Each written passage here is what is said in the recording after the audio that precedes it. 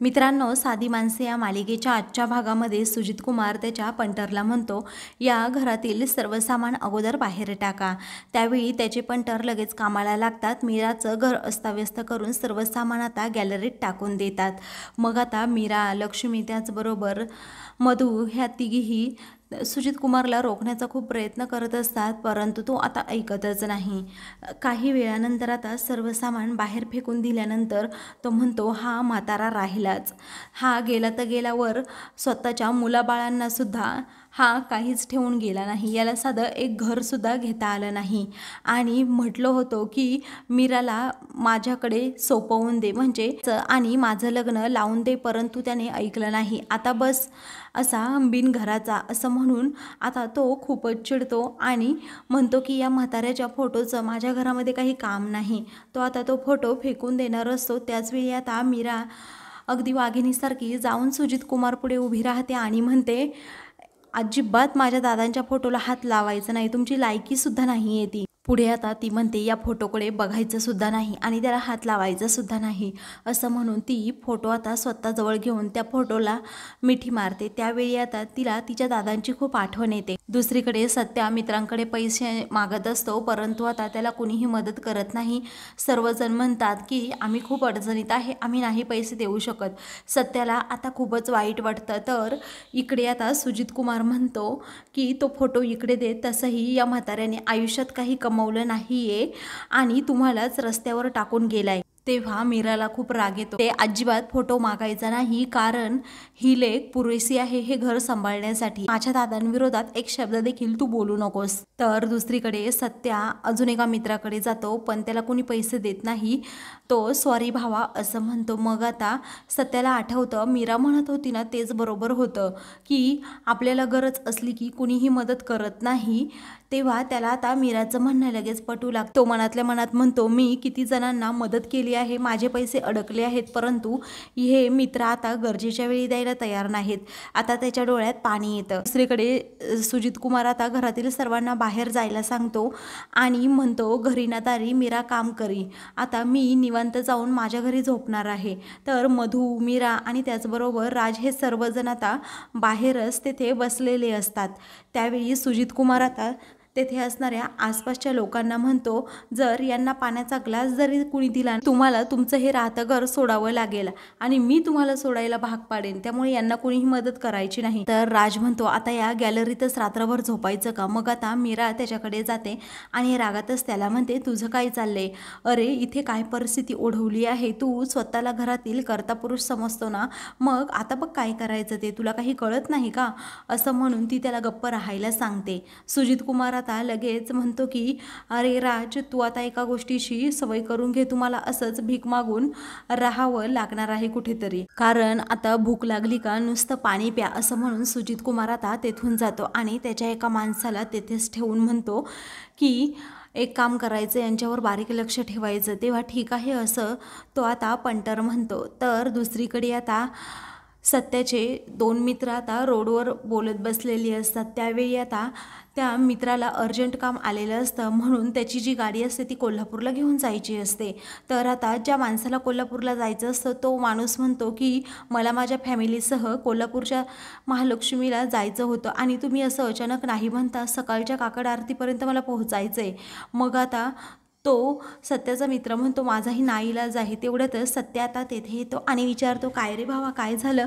मग आता अरे यांना सकाळी काकड आरतीपर्यंत कोल्हापूरला पोहोचायचंय, पण नेमका ड्रायव्हरच नाही आणि मी पण सुद्धा दुसरीकडे गाडी भरून चाललोय, काय करावं कळत नाही। सत्या म्हणतो, मी आहे की।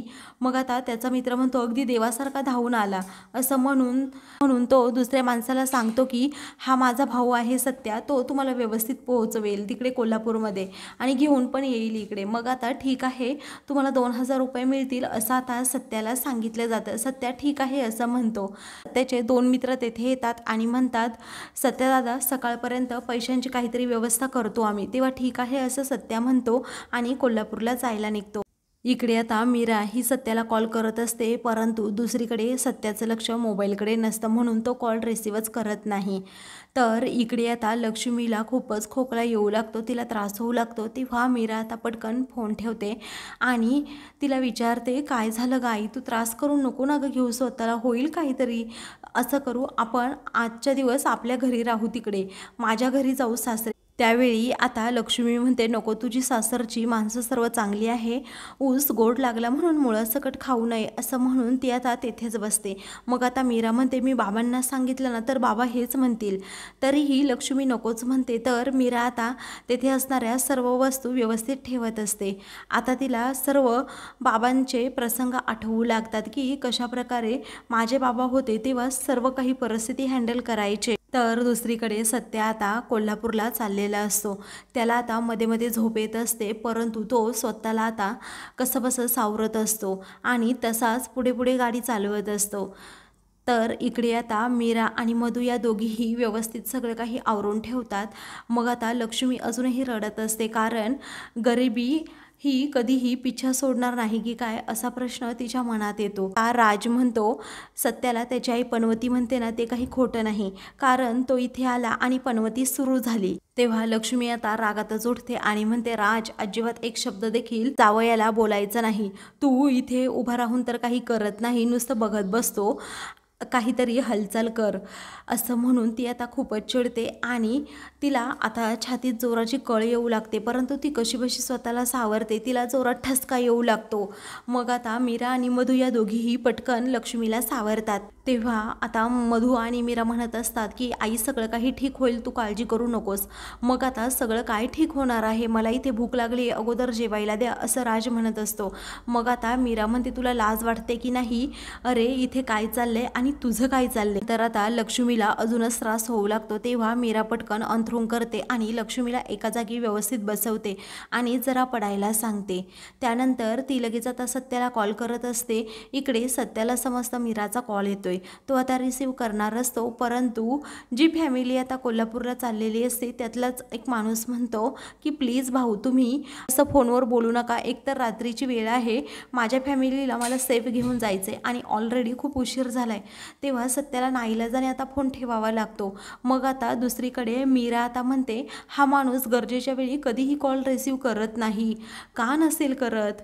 त्यानंतर आता लक्ष्मी ही तेथे असणारी पेटी घेते, त्या पेटीमधून सुभाषरावांच्या सोन्याची चैन काढते. त्यावेळी आता पुढे मीरा येते आणि म्हणते, ही तर दादांची सोन्याची चैन आहे आणि तू अशी बाहेर का काढतेस. त्यावेळी आता गरजेच्या वेळी ही चैन नाही विकायची, मग कशासाठी ठेवायची. अगं सुजित कुमारचे पैसे आपण ही चैन विकून देऊ. मग आता मीरा म्हणते, यामध्ये आपल्या भावना गुंतलेल्या आहेत. मग आता गरिबाला मन नसतं आणि भावनाही नसतात असं लक्ष्मी म्हणते. त्यावेळी आता मीरा म्हणते, अगं दादांची चैन आपण अशी विकायलाच नको, कारण आपल्यावर खूप कठीण प्रसंग आत्तापर्यंत आले आहेत, परंतु दादांनी कधीही या चैनीला हात लावू दिला नाही, कारण आपल्या एकत्र कुटुंबाला बांधून ठेवणारा हा सोन्याचा धागा आहे असं दादा नेहमी म्हणायचे. त्यावेळी आता लक्ष्मी म्हणते, तुझं बरोबर आहे बाळा, परंतु एवढ्या कमी वेळामध्ये आपण पैसे कसे उभे करणार. पुढे आता मीरा तिच्या आईला सांगते, दादांची ही चैन दादासारख्या खास माणसाच्या गळ्यात अशी शोभून दिसेल, त्यामुळे तू अजिबात काळजी करू नको आई, उद्यापर्यंत काहीतरी आपल्याला मार्ग नक्कीच सापडेल. तेव्हा ठीक आहे असं लक्ष्मी म्हणते आणि मीराच्या या बोलण्यामुळे तिला जरा धीर येतो. तर दुसऱ्या दिवशी आता आसपासचे सर्व लोक आपला ओटा झाडून काढत असतात. तर मीराच्या डोळ्यावर आता सूर्यप्रकाश आल्यामुळे ती पटकन उठते. त्यानंतर लक्ष्मी देखील उठते आणि म्हणते की मीरा आता काहीतरी हालचाल करायला हवी. मग आता मीरा म्हणते, आई तू काळजी करू नकोस. मधू देखील उठते आणि म्हणते, मी अगोदर आपल्या सर्व उधाऱ्या गोळा करून येते. असं म्हणून ती पटकन तोंड धुते आणि उधाऱ्या गोळा करायला जाते. त्यावेळी मीरा म्हणते, आई मी सर्वांसाठी पार्सल चहासुद्धा घेऊन येते, आपल्या मंदिराजवळ जो स्टॉल आहे ना चहाचा तेथून. असं म्हणून ती जायला निघते आणि मनातल्या मनात विचार करते, रात्रभर हे कुठे आहेत त्यांनाही शोधायला हवं. तर आता मित्रांनो, पुढील भागामध्ये सत्या हा आता घरी येतो आणि समोर पाहतो तर घर बंद असतं आणि बाहेरच सर्वजण असतात.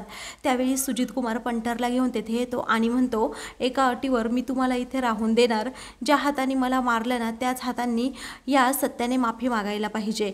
मीरा आपले अश्रू पुसते आणि म्हणते, मी नाही माफी मागणार. मग सत्या सत्या तेथे असणारी बॅग हातात घेतो आणि म्हणतो, माफीच मागायची आहे ना, ठीक माफी मागतो असं म्हणून तो हातात असणारी बॅग सुजित कुमारच्या पायावर टाकतो. तर सुजित कुमारला खूप जोरात लागतं, खूप जोरातच ओरडतो. त्यावेळी सत्या म्हणतो, तुम्ही तर म्हणाला होतात ना हात जोडून माफी मागायची, मागितली आता माफी. तर मीरा आता सत्याकडे पाहून हसत असते. अशाच मालिकेंचे पुढील भाग पाहण्यासाठी चॅनलला सबस्क्राईब करा.